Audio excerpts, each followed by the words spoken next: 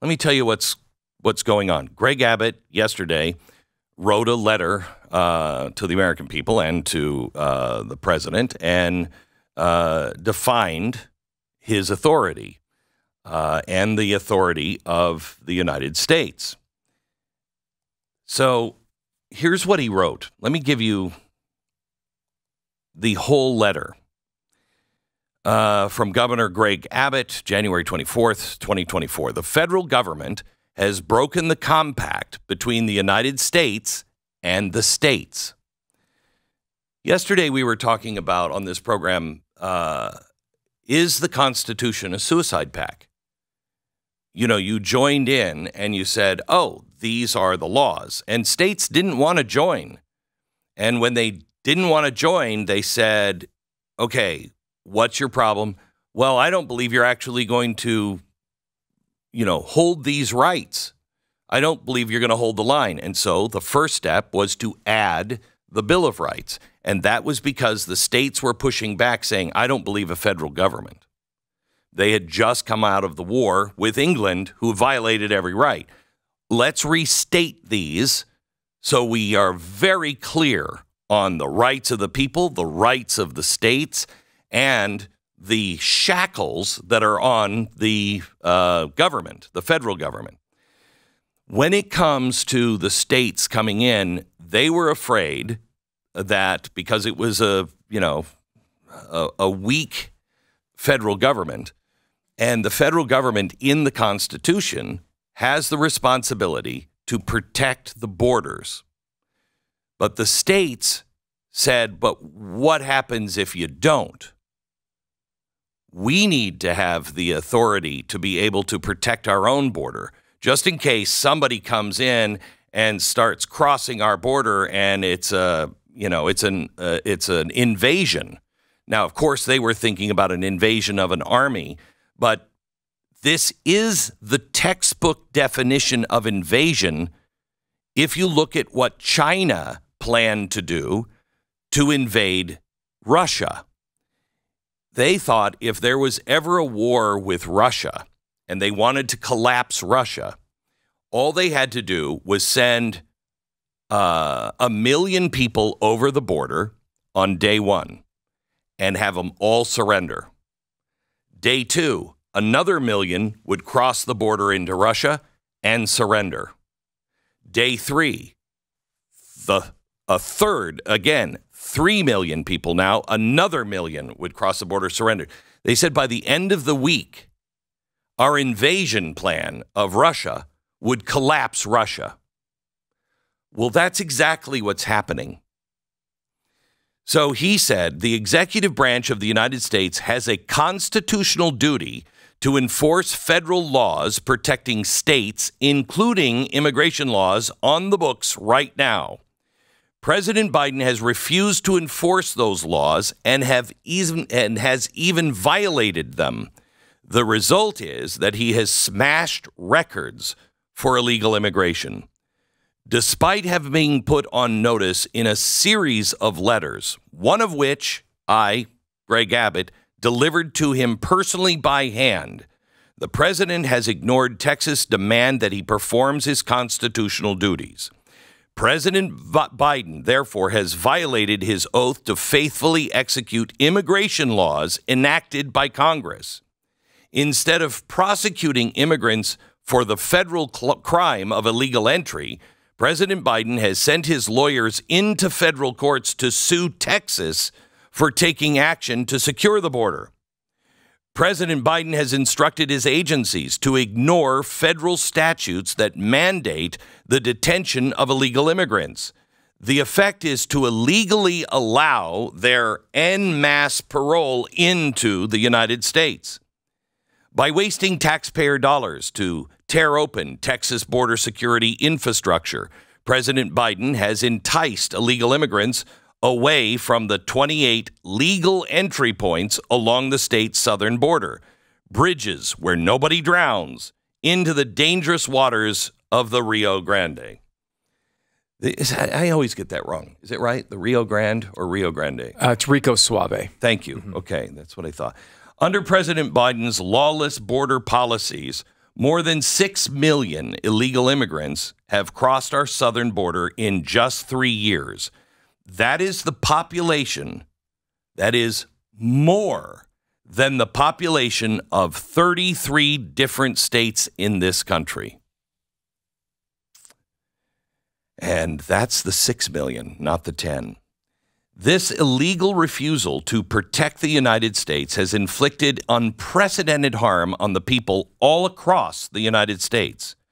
James Madison, Alexander Hamilton, and other visionaries who wrote the U.S. Constitution foresaw that states should not be left to the mercy of a lawless president who does nothing to stop external threats like cartels smuggling millions of illegal immigrants across the border. That's why the framers included both Article 4, Section 4, which promises that the federal government shall protect each state against invasion, and Article 1, Section 10, Clause 3, which acknowledges, quote, the state's sovereign interest in protecting their borders. Arizona versus United States, blah, blah, blah, blah, blah. The failure of the Biden administration to fulfill its duties imposed by Article 4, Section 4, has triggered Article 1 and Section 10, Clause 3, which reserves this state to the right of self-defense.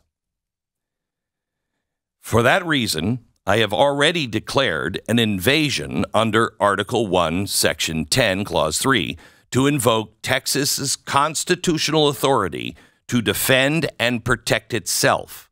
The authority is the supreme law of the land and supersedes any federal statutes to the contrary. He is declaring the Constitution covers this. He's pointing out where it covers this, how it covers this, and that now the federal government has no authority because they failed to do their duty, and he has declared an invasion. That authority is supreme law of the land, supersedes any federal statutes to the contrary. The Texas National Guard, the Texas Department of Public Safety, and other Texas personnel are acting on that constitutional authority as well as state law to secure the Texas border. Sincerely, Greg Abbott, Governor of Texas. So what does this mean? Well, it means a constitutional crisis because now we have a state declaring its constitutional right to protect itself and the government saying you can't do that.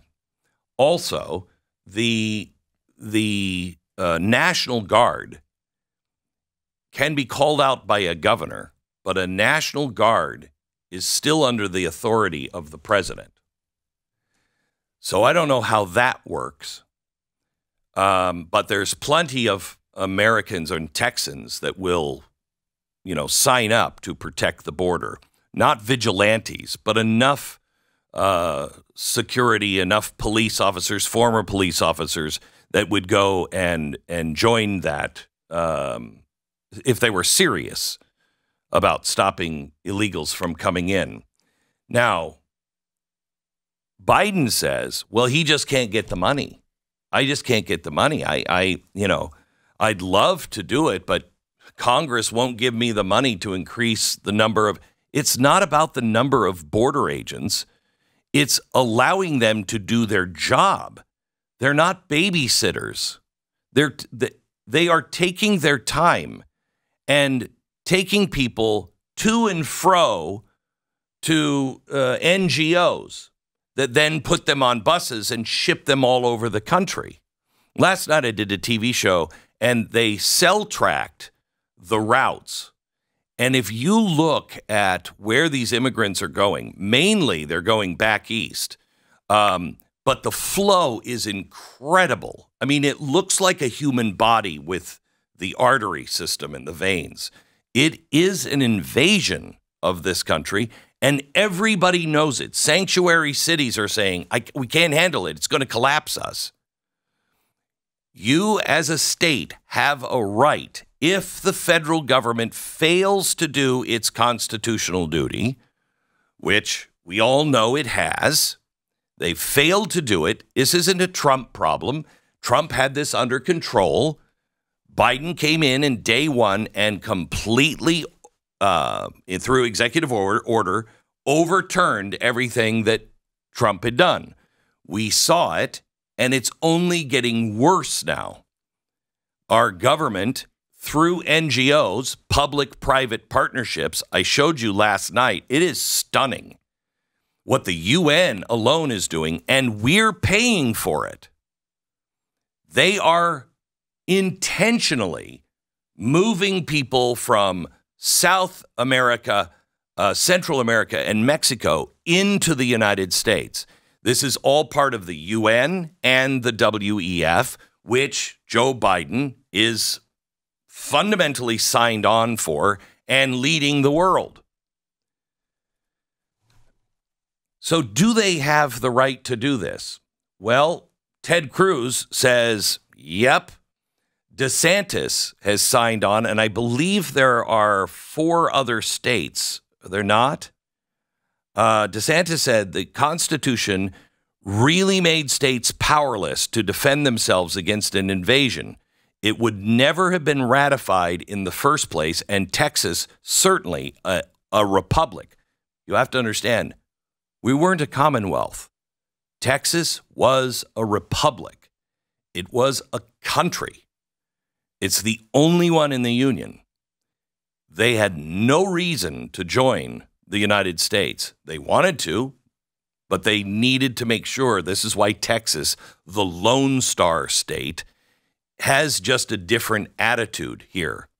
Because from the beginning, it's like, we'll join, but we're still Texas. And they would have never signed on if they didn't have the right to supersede the government in protecting its borders if the government failed on their job.